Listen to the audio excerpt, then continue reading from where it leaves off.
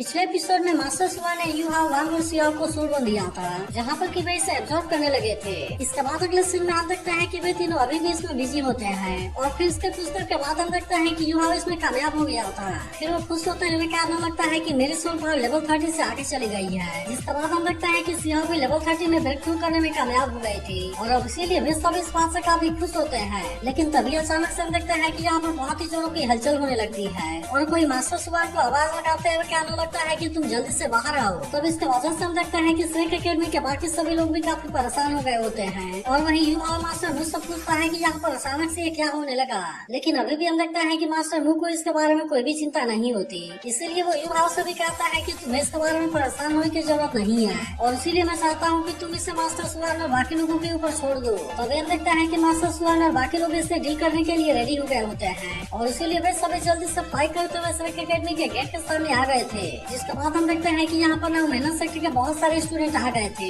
इसीलिए इसे देख श्रेक एकेडमी भी इनका सामना करने के लिए पूरी तरह से रेडी हो गया था, क्योंकि वे इतना आसानी से उनको ऐसा कुछ भी नहीं करने दे सकते थे। तभी हम देखते हैं कि यहाँ पर नव मेहनत सेक्टर का मास्टर भी आ गया था, जिसे देख मास्टर सुबह उसका सामना करने के लिए पूरी तरह से रेडी हो गए होते हैं और इसीलिए वे उससे पूछने लगते हैं कि क्या तुम हमारे साथ में वॉर शुरू करना चाहते हो। लेकिन यह सुनकर नव मेहनत सेक्टर का मास्टर गुस्सा होते हुए कहता है कि तुम ऐसी बकवास बातें करना बंद करो और मैं केवल इतना चाहता हूँ कि तुम जल्दी से मुझे यू हाव को हैंड ओवर कर दो। तब इसके बारे में सुनकर यू हाव भी पूरी तरह से हैरान हो गया था और फिर वो कहता है कि वह तो मेरे लिए आया है। जिसके बाद मास्टर नु कहने लगता है कि वो नवमेनन सेक्टर का मास्टर है जो कि कभी भी पॉइजन से नहीं मर सकता। फिर वे आगे कहने लगते हैं कि नवमेनन सेक्टर हमेशा से ही काफी डोमिनेटिंग रहा है, लेकिन वे अपने डिसेबल्स के लिए बहुत ही ज्यादा प्रोटेक्टिव होते हैं। और उसके बाद वे यू हाव से बताने लगते हैं कि तुम्हारी स्पिरिचुअल लाइफ तुम्हारी ओरिजिनल मास्टर सोल है और यही वजह है कि वे तुम्हें अपने सेक्टर के मेंबर के रूप में ट्रीट कर रहे हैं। फिर वे बताने लगते हैं कि नवमेनन मास्टर सोल पर उनका हिस्सा स्टॉप पर रहा है, इसलिए मुझे ऐसा लगता है कि उनके पास में कोई न कोई तरीका जरूर होगा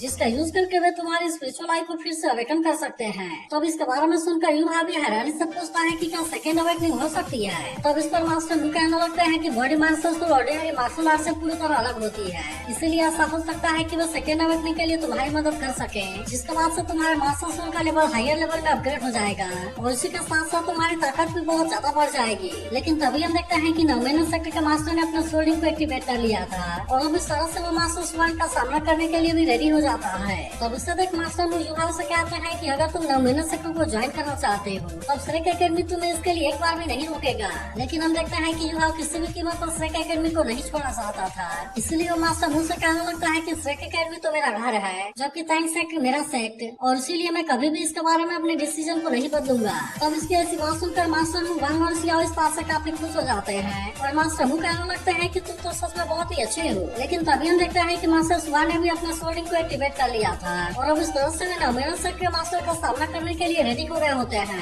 तभी हम देखते हैं कि नवमेनन सेक्टर का मास्टर इनके ऊपर अटैक करने के लिए आ गया था, इसलिए इन दोनों के पास के बीच में बहुत ही शानदार तरीके से टक्कर होने लगती है और फिर हम देखते हैं कि वे दोनों एक दूसरे को बहुत ही शानदार तरीके से टक्कर दे रहे थे। इसके बाद नवमेनन सेक्टर का मास्टर सुभान से कहने लगता है कि हम दोनों ही लेवल 98 में हैं, लेकिन असल में क्योंकि तुम्हारे पास में 200 साल वाले सोल्डिंग की कमी है, इसीलिए तुम चाहे जो भी कर लो तुम मुझे रोकने के लिए कुछ भी नहीं कर पाओगे। मगर तभी इसी वक्त हम देखते हैं कि यहाँ पर कोई लाइट पावर आने लगती है, जिसे देखते ही नवमेनन सेक्टर का मास्टर कहने लगता है कि यहाँ तो पोसाइडन लाइट है और इसीलिए वो इससे देख हैरान होते हुए कहता है कि क्या अभी भी तुम नहीं मरे हो। जिसके बाद हमें पता चलता है कि वो लाइट वाली ड्रैगन असल में मास्टर सोल का मास्टर सोल होता है और फिर वे नवमेनन सेक्टर के मास्टर गुस्से से कहने लगता है कि फास्ट तो रात बन गई है, इसलिए मुझे ऐसा लगता है कि फिर से लाइफ एंड डेथ के बारे में मेंशन करने की कोई भी जरूरत नहीं है। और यहाँ पर मैं तुम्हें केवल इतना बताना चाहता हूँ कि यू हाव मेरा डिसाइपल है जिसने कि श्रेक एकेडमी में रहने के लिए डिसाइड किया है और इसीलिए अगर अब तुमने कोई भी हमला करने की कोशिश की तो फिर उसके बाद जो होगा तुम उसके लिए मुझे ब्लेम मत करना। जिसके बाद हम देखते हैं कि आखिरकार मास्टर उससे उनकी बात मानने के लिए रेडी हो गया था और वो कहने लगता है कि आज मैं केवल तुम्हारे लिए इस बात के बारे में भूल जाता हूँ, लेकिन इसके बाद भी हमारा नवमेनन सेक्टर इस लड़के के लिए इतना आसानी से गिव अप नहीं करेगा। इसके बाद वो मास्टर मुझसे कहता है कि मैं बाद में तुम्हें देख लूंगा और अब इसकी बात कहने के बाद वो अपने लोगों को लेकर यहाँ से चला गया था। जिसके बाद हम देखते हैं कि मास्टर मुंह और बाकी लोग भी मास्टर सुआन के सामने आ गए थे और वहाँ पर भी इनको ग्रीट करने लगते हैं। तो मास्टर मास्टर साओ से कहता है कि तुम सिटी में जाकर लोगों को शांत कराओ और फिर भी मास्टर सुआन के अलावा बाकी लोगों को भी यहाँ से जाने के लिए कहते हैं। इसके बाद हम देखते हैं कि वे मास्टर सुआन यू हाव वांग और सियाओ को लेकर अंदर आ गए थे, जहाँ पर वे सबसे पहले मास्टर सुआन से कहने लगता है कि तुम्हें दूसरे के बारे में टेंशन लेने की जरूरत नहीं है, क्योंकि फिजिकल ताकत के मामले में बॉडी मास्टर के पास में अपनी यूनिकनेस है। जिस पर मास्टर सुआन गुस्सा होते हुए कहता है कि वह तो बहुत ही अरोगेंट है और इसीलिए मैं उसे किसी भी तरह से बर्दाश्त नहीं कर सकता। फिर मास्टर वो आगे कहने लगता है कि उसके ब्रदर के साथ में मेरा फाइट हुआ था, जो कि उस समय नॉमिनल सेक्टर का लीडर था, और वहाँ पर मैंने बाई चांस उसे हरा दिया था। लेकिन इसी दौरान ओरिजिन भी हर्ट हो गई और इसीलिए उसे पूरा लाइफ के लिए डिसेबिलिटी हो गई। इसके बाद मास्टर उदास होते हुए कहने लगता है कि ड्रैगन बॉल डारू के पास में वो ग्लोरी नहीं है जो कि पहले हुआ करते थे।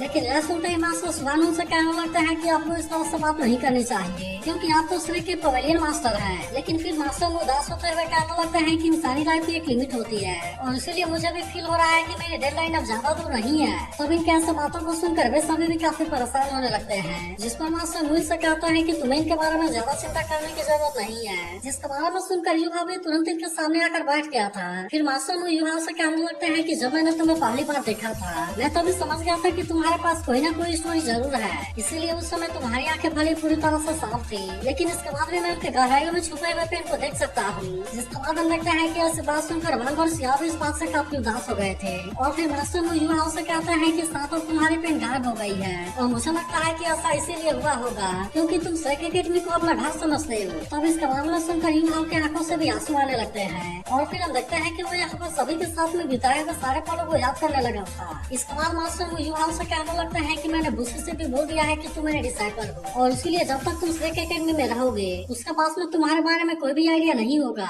तभी मास्टर सुबान युवाओं को डरते हुए कहते हैं कि अरे स्टूपिड लड़के, तुम जल्दी से उनका डिसाइपल क्यों नहीं बन जाते। तब इसके बारे में सुनकर युवा इस बात से पूरी तरह हैरान हो गया था, और फिर हम देखते हैं कि वो तुरंत ही मास्टर मुंह का डिसाइपल बनने के लिए भी मान जाता है। तो इसे देख मास्टर मुझ से कहता है कि तुम जल्दी से खड़े हो जाओ, और वहीं हम देखते हैं कि वांग और सिया भी इस बात से काफी खुश हो गए थे। लेकिन तभी मास्टर इन दोनों से भी कहने लगता है कि तुम उतने बुरे नहीं हो, और फिर इसीलिए वे सिया से कहते हैं कि अब से तुम मास्टर सुबान से सीखोगे। तब इसके बारे में सुनकर सिया इस बात से काफी खुश हो गई होती है, और फिर हम देखते हैं कि वो मास्टर सुबान को अपना मास्टर बनाने के लिए रेडी हो गई थी। जिसके बाद हम देखते हैं कि मास्टर सुबान भी उससे खड़ा हो जाने के लिए कहते हैं। तभी मास्टर वांग से कहने लगता है कि तुम्हारे पास में भी लाइट एट्रीब्यूट है, लेकिन असल में टाइम की कमी होने की वजह से मैं तुम्हें केवल अपना रजिस्टर डिसाइपल बना सकता हूँ। लेकिन हम देखते हैं कि वांग इस बात से बिल्कुल भी खुश नहीं होता, और वो मास्टर मुझसे कहने लगता है कि यह तो किसी भी तरह से पूरी तरह फेयर नहीं है, क्योंकि युवाओं के पास में लाइट नेचर का नहीं होने के बाद भी आपने उसे अपना क्लोज डिसाइपल बना लिया, जबकि मेरे पास में तो आपके जैसे ही लाइट नेचर है, लेकिन इसके बाद भी आप मुझे केवल अपना रजिस्टर डिसाइपल बनाना चाहते हैं।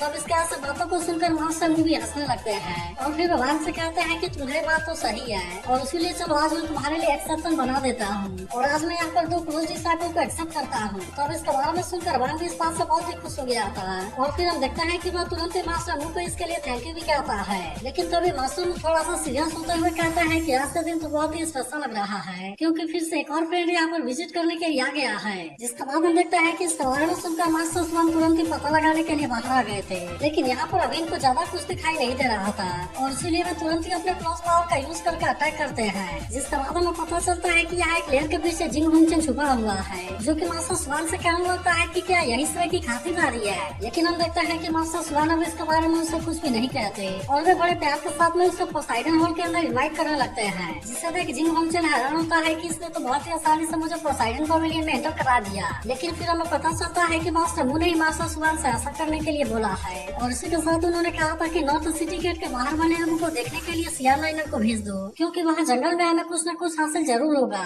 जिसके बाद अगले सीन में हम देखते हैं कि जिंग हुंगचन मास्टर सुबान के साथ में पोसाइडन पवेलियन के अंदर आ गया था, जहाँ पर वो मास्टर मुझसे कहने लगता है कि वैसे तो आप पोसाइडन पवेलियन के मास्टर हैं, लेकिन फिर भी क्या मैं आपके सामने के बारे में जाने की हिम्मत कर सकता हूँ। तब इस पर मास्टर मुझसे कहते हैं कि मेरा टाइटल ड्रैगन बर्ड है। जिसके बारे में सुनकर जिंग हुंगचन को भी समझ में आ जाता है कि आखिरकार मास्टर वो कौन है, और फिर हम देखते हैं कि वो इसे अपने भी नाम के बारे में बता देता है। तब इसको मास्टर मुझसे पूछते हैं कि क्या तुम यहाँ पर जजमेंट स्वॉर्ड को मांगने के लिए आए हो, लेकिन अभी जिंग हुंगचन इसके बारे में कुछ भी नहीं बोलता। जिसके बाद मास्टर मुंह कहने लगता है कि इस चीज ने मेरे डिसाइपल की लाइफ को हर्ट किया है, और इसीलिए इसे वापस ना करने के लिए तुम मुझे माफ कर देना। लेकिन अभी भी हम देखते हैं कि जिंग हुंगचन इसके बारे में कुछ भी नहीं बोल पाता। जिसके बाद मास्टर मुझसे पूछते हैं कि क्या तुम मेरे उस डिसाइपल को बचा सकते हो। तब इस पर जिंग हुंगचन कहता है कि मैं उसे पहले देखना चाहता हूँ। जिसके बाद मास्टर सुबान तुरंत ही उसे अपने साथ लेकर एक रूम के अंदर आ जाते हैं, जहाँ पर सियाटो के कंडीशन को देख आपको उसके बारे में चिंता होने लगती है। लेकिन हम देखते हैं कि मास्टर सुबान ने उसे इसके बारे में कुछ भी करने से मना कर दिया था। जिसके बाद वही जिंग हुंगचन भी सियाटो के कंडीशन को बड़े ध्यान से देखने लगता है, और फिर वो कहने लगता है कि इसका ये हाल एविल फायर के बैकलैश की वजह से हुआ है। इसके अलावा जजमेंट स्वॉर्ड से इंस्पायर होकर इसकी डार्क पावर इसके मास्टर सोल के अंदर चली गई है, और इसीलिए इस तरह से उसने इसके बॉडी को टेक ओवर कर लिया है। फिर वो कहने लगता है कि अगर हमने इसे जबरदस्ती सप्रेस करने का भी कोशिश किया तो इसकी वजह से उसकी बॉडी कोलैप्स हो जाएगी। इसीलिए वो इनसे कहने लगता है कि अभी मेरे पास में भी इसका कोई आइडिया नहीं है और इसीलिए इसे इसी तरह से सीख रखना ही सबसे बेस्ट है। तब इस पर मास्टर मूवी उससे कहता है कि अगर ऐसी बात है तो फिर तुम्हें जर्नल सोल को वापस पाने के बारे में भूल जाओ। इसके बाद वे जिंग होंगचन से फिर से सेकंड फ्लोर पर चलने के लिए कहते हैं क्योंकि वे अभी भी इसके बारे में कोई जरूरी बात करना चाहते थे। जिसके बाद हम देखते हैं कि आखिरकार जिंग होंगचन को इनकी बात माननी पड़ती है और इसीलिए वो फिर से इनके साथ में बात करने के लिए यहाँ से चला गया था। फिर वहाँ पर वे उससे पूछने लगते हैं कि तुम बता सकते हो कि पोसाइडन पवेलियन और मिंगडी हॉल में कौन ज्यादा ताकतवर है। तब इस पर जिंग होंगचन कहने लगता है कि वैसे तो मैं पोसाइडन पवेलियन के बारे में सब कुछ नहीं जानता और इसीलिए मैं इसके बारे में कमेंट करने की जल्दीबाजी नहीं करूंगा। फिर हम देखते हैं कि वो मास्टर सुवान को एग्जाम्पल के रूप में लेकर बात करने लगता है और फिर वो कहने लगता है कि अगर 100 मीटर के दायरे में फाइट हुआ तो वैसे कंडीशन में मास्टर सुवान उससे जीत जाएंगे, लेकिन अगर इनके बीच के डिस्टेंस को किलोमीटर में बढ़ा दिया जाए तो इस तरह से वो मास्टर सुवान का अटैक से खुद को बहुत ही आसानी से बचा पाएगा। और इसीलिए अगर वो 10,000 मीटर को लेकर बात करे तो वैसे कंडीशन में वो मास्टर सुवान से बहुत ही आसानी से जीत जाएगा। फिर वो आगे कहने लगता है कि अगर वॉर के बारे में बात किया जाए तो फिर मुझे यकीन है कि इसमें मिंगडी हॉल ही जीतेगा। तब इसके ऐसे बात को सुनकर मास्टर सुवान से थोड़ा सा परेशान होने लगते हैं। जिसके बाद मास्टर मुझे जिंग होंगचन से कहने लगता है कि तुम तो इसके बारे में बहुत ही ज्यादा कॉन्फिडेंट लग रहे हो, लेकिन मुझे ऐसा लगता है कि वॉर में सोल गाइड का एडवांटेज बहुत ही डाउटफुल है क्योंकि मैं एक बार तुम्हारे मिंगडी हॉल को विजिट करने के लिए गया हुआ था और वहाँ पर मैंने देखा कि तुम्हारे सोल गाइड के डेवलपमेंट तुम्हारे इमेजिनेशन से भी परे है। तब इसके बारे में सुनकर जिंग होंगचन सोचने लगता है कि वह तो चुपके से एक बार वहाँ पर जा चुका है और इसीलिए इसका मतलब तो यह है कि उसके सामने वार्निंग सिस्टम पूरी तरह से बेकार है। तभी मास्टर मुझे कहने लगता है मुझे ऐसा लगता है कि सोल मास्टर का प्रोफेशन किसी न किसी दिन पूरी तरह से रिप्लेस हो जाएगा, जिस तरह से सोल गाइड ने टाइम सेट के हिडन वेपन को रिप्लेस किया था। तभी जिंग होंगचन कहने लगता है कि मेरी आपसे रिक्वेस्ट है और मैं चाहता हूँ कि आने वाले समय में हम दोनों की अकेडमी अपने अपने स्टूडेंट को एक्सेस करे। इसी के साथ वो कहता है कि आपके स्टूडेंट की सेफ्टी हमारी जिम्मेदारी होगी और इसके अलावा मैं मिंगडी टेन के एडवांस सोल गाइड टेक्नोलॉजी के बारे में कुछ भी नहीं छुपाना चाहता। तब इसके बात सुनकर मास्टर मूवी इसकी बात मानने के लिए पूरी तरह से रेडी हो गए होते हैं और वे जिंग होंगचन से कहने लगता है कि तुम मेरे बातों के ऊपर यकीन करो और तुम यहाँ पर अपने स्टूडेंट को ज्वाइन करने के लिए भेज सकते हो। जिसके बाद हम देखते हैं कि जिंग होंगचन इसके लिए उनको थैंक यू कहता है। जिस पर मास्टर मुझे कहने लगता है कि मैंने यू हाउ को अभी अभी अपना क्लोज डिसाइपल एक्सेप्ट किया है और वो सोल गाइड डिवाइस में बहुत ही ज्यादा टैलेंटेड भी है, इसीलिए मैं डिसाइपल को एक्सेप्ट करने के लिए इसी को वहाँ पर भेजने वाला हूँ। और फिर इसके बाद जिंग होंगचन से कहता है कि अभी तुम इसके लिए ग्रेटिट्यूड एक्सप्रेस क्यों नहीं करते। अभी हम देखते हैं कि जिंग होंगचन ने लेवल 9 वाले एक डिफेंसिव सोल टूल को बाहर निकाल लिया था और फिर वो कहने लगता है कि इसका नाम रेड रॉस ब्लेसिंग है, जिसे कि मैं गिफ्ट के रूप में आपके डिसाइपल को देना चाहता हूँ ताकि इस तरह से मैं अपने फ्रेंडशिप को दिखा सकूँ। लेकिन तभी हम देखते हैं कि जिंग होंगचन अभी यहाँ से वापस आने के लिए रेडी हो गया था और वो इसीलिए मास्टर मुझ से इसके लिए परमिशन मांगता है। तब इसके बारे में सुनकर मास्टर मुझ भी इसके लिए मान गए थे